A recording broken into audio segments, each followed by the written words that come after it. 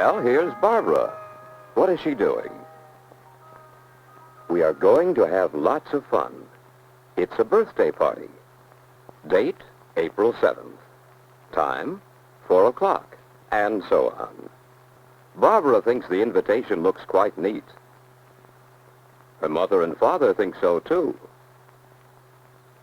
But Mother says Barbara will have to hurry if she's going to finish writing all the invitations by bedtime.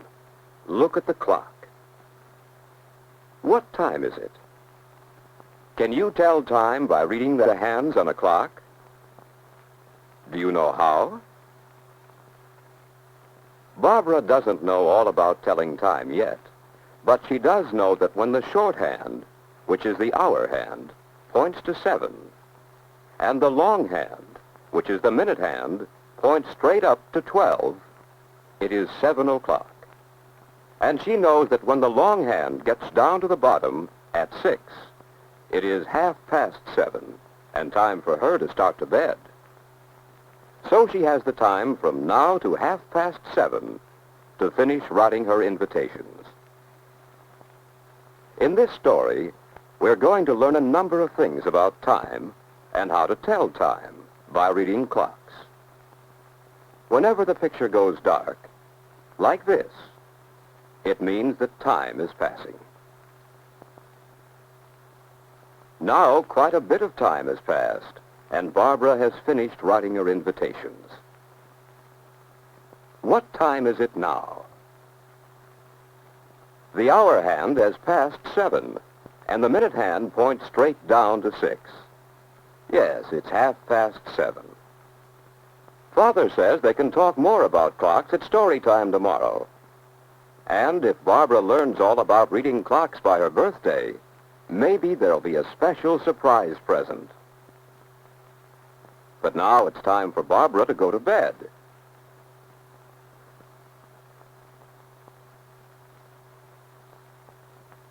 Well, it's later, and here's Barbara all ready for bed. What time is it now? Yes, it's 8 o'clock. This is the time Barbara goes to bed every night. Good night, Barbara. Pleasant dreams. Now more time has passed, and Barbara is sound asleep. Do you think Barbara is dreaming? Let's pretend that she is. Let's pretend that Barbara is dreaming about a big clock. And let's pretend that Barbara is in the dream, too. Since this is a special kind of clock, we can take away one of the hands. This is the short hand. It tells us which hour of the day it is. It points to 12 twice each day, once at midnight, once at noon. It moves slowly around. When this hand points to 1, it is 1 o'clock. When it points to 2, it is 2 o'clock. When it points to 3, what time is it? Now everybody call out the time as the hour hand goes around.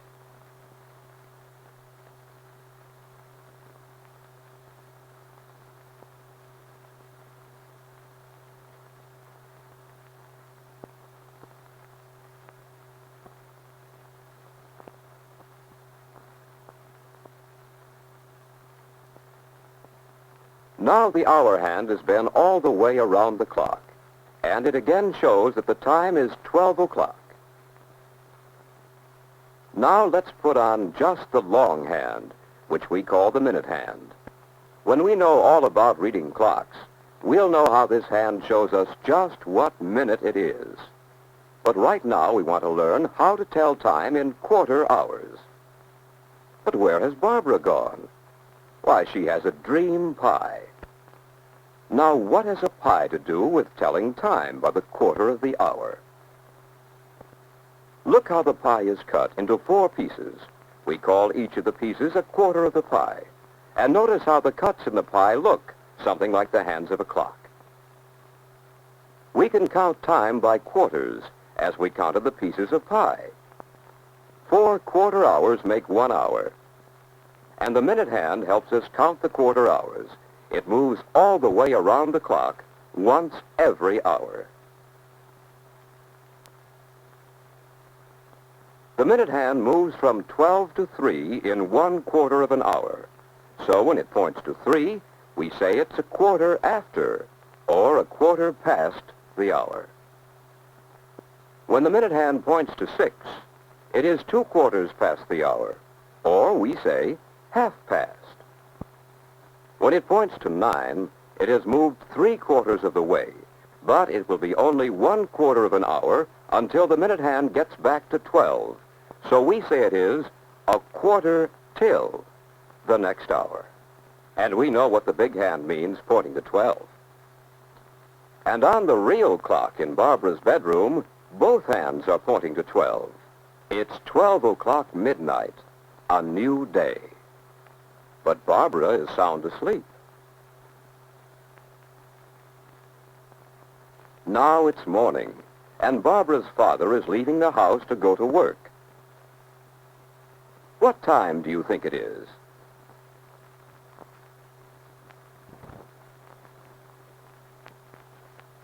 It's 8 o'clock in the morning.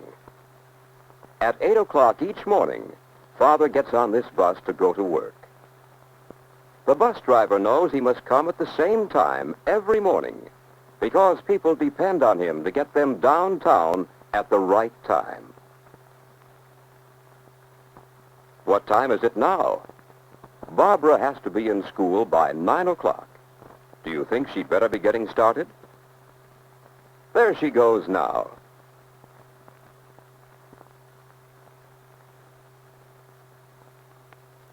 All day long, people all over town have to know what time it is. Some people have to get on trains that leave at a certain time every day. At the airport, other people are waiting for a plane that comes in at a certain time.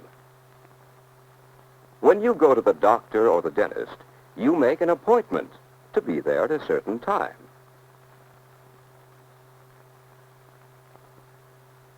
Now it's afternoon, and Barbara greets Father as he arrives home. But what does he have there from the closet? It's an old alarm clock that doesn't run anymore.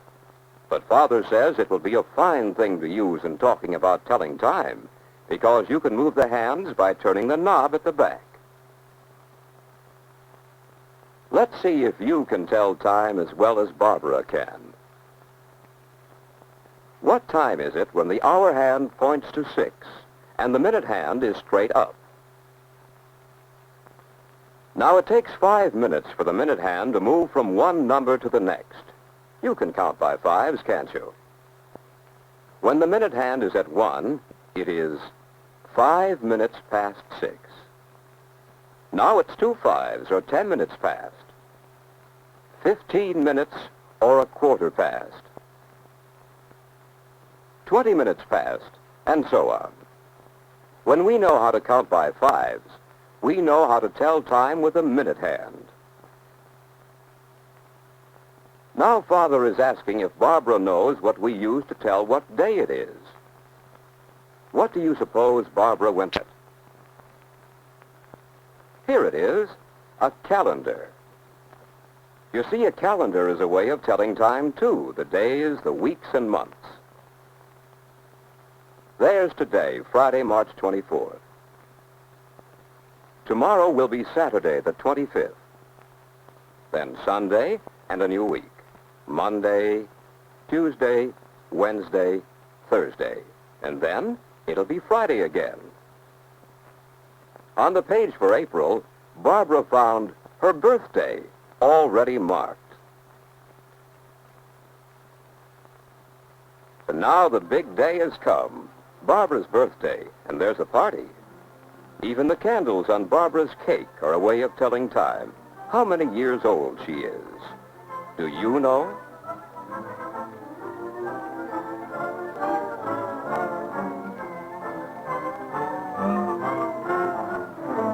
Mother has something else for Barbara. Father's present. What do you suppose it is?